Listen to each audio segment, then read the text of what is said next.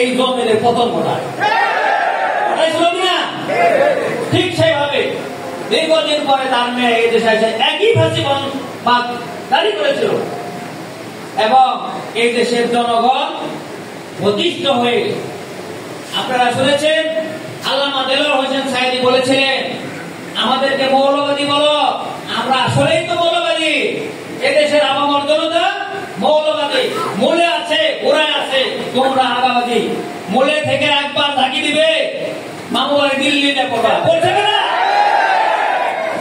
আজকে তারা প্রমাণ হয়েছে, তারা দিল্লির চোর ছিল, দিল্লির প্রেতাত্মা ছিল, তারা দিল্লির বাজারা গোলাম ছিল এবং তারা সেখানে যে পড়েছে, এটা প্রমাণ করেছে তারা আসলে কারা।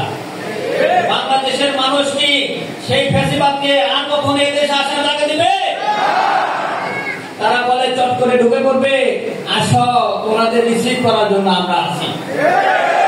তোমরা যে আইন অবদান করেছিলে,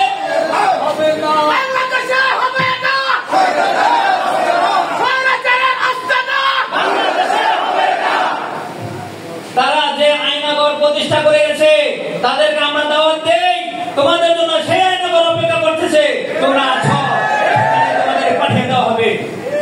আমরা ইসলামী আন্দোলন করি, এদেশের মানুষ ধর্ম পান, মুসলমান জান্নাত চায় এবং ইসলামের কথা তারা শুনতে চায়। ইসলামের সমাধান বাণী তাদের ঘরে ঘরে পৌঁছে দেওয়ার সুযোগ এসেছে। আমরা যদি এই সুযোগকে কাজে লাগাতে না পারি, তাহলে এই পৃষ্ঠা আবার উল্টেও যেতে পারে। প্রিয় ভাইরা, এই পরিবেশের শুকর আদায় করতে হবে এবং আমাদের দায়িত্ব যথাযথভাবে পালন করার চেষ্টা করতে হবে। সেইগুলো তো আহ্বান রেখে আমি আমার কথা শেষ করছি। আসসালামু আলাইকুম ওয়া রাহমাতুল্লাহি ওয়া বারাকাতুহু।